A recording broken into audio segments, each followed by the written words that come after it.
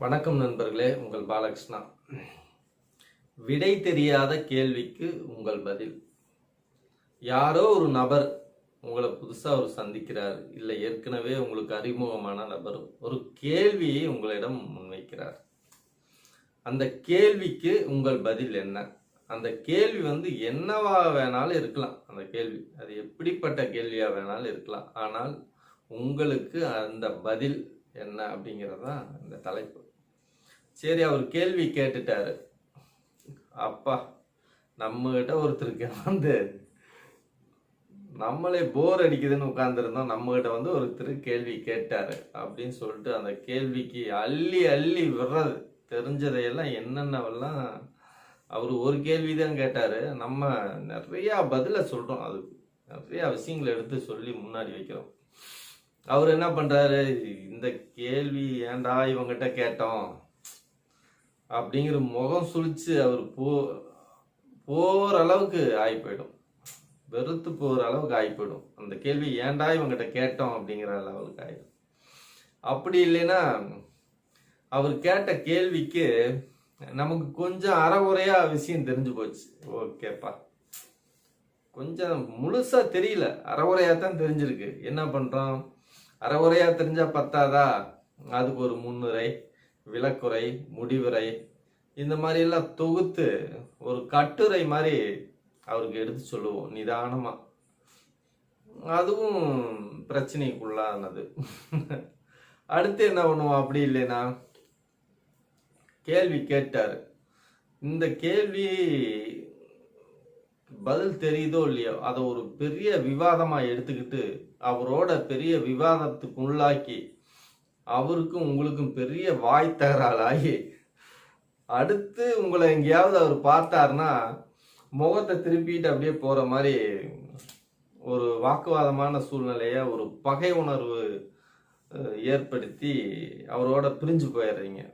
அவர் ஒரு கேள்விதான் கேட்டாரு, அதுக்கு இந்த மாதிரி சூழ்நிலையும் அமைச்சுக்கிறீங்க. அப்படி இல்லைன்னா என்ன பண்றீங்க, கேள்வி கேட்டாருன்னா ரொம்ப கெத்தா, அப்படியா இது உடனே சொல்ல முடியாது, நாளைக்கு வாங்க சொல்றேன், என்னென்ன சொல்றேன் அப்படின்னு பதில் சொல்லிட்டு அதை போய் ஃபேஸ்புக்கில் போடுறது. கருத்து சொல்லுங்கள் நண்பர்களேன்னு போட்டு அதில் நிறைய பேர் கருத்து சொல்லுவானுங்க. அது பெரிய விவாதமாக போயிட்டு இருக்கோம். ஒவ்வொருத்தனுக்கும் பதில் கொடுத்துக்கிட்டு அது மாதிரி ஒரு ட்ராக்கே ஓடும். இல்லைன்னா வாட்ஸ்அப் குரூப்பில் தெரிஞ்ச நண்பர்களுக்கெல்லாம் அதை அனுப்புறது, அதை பற்றி விவாதம் பண்ணுறது. அதுவும் இல்லைன்னா அந்த கேள்வியை வச்சுக்கிட்டு அவர் நம்மகிட்ட கேட்டார் இல்லையா, இப்போ நம்ம அந்த கேள்வி வச்சுக்கிட்டு இன்னும் நம்ம ஒரு 10 பேர்த்துக்கிட்ட அந்த கேள்வி போய் கேட்கறது, இது என்ன இப்படி அப்படி இப்படின்னு கேட்டு அந்த கேள்வி ஒண்ணுதான் வந்தது. ஆனா நிறைய மாற்றங்களை நிறைய சிந்தனைகளை, நிறைய பிரச்சனைகளை அந்த கேள்வி உருவாக்குது. அந்த மாதிரியும் பண்றாங்க. அப்படி இல்லைன்னா என்ன பண்ணுவாங்க,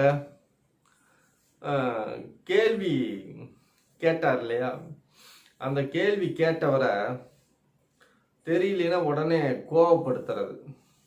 என்கிட்ட இந்த மாதிரி கேள்வி கேட்டியா, என்ன பேசணும்னு தெரியாம பேசிட்டு இருக்க, போயா முதல்ல அப்படின்னு மாதிரி ஒரு விடா தெரியலன்னு சொல்லிட்டா பிரச்சனை இல்லை. அவன் கேட்ட கேள்வி உங்களுக்கு ஒரு கோப உணர்வை ஏற்படுத்திடும். ஏதாவது ஒரு கோபத்தை வெளிப்படுத்தி அவர் மேல முகத்தை வெறுப்புணர்வை காமிச்சிடுறாரு. அப்புறம் அது ஒரு பகை உணர்வு ஏற்பட்டும்.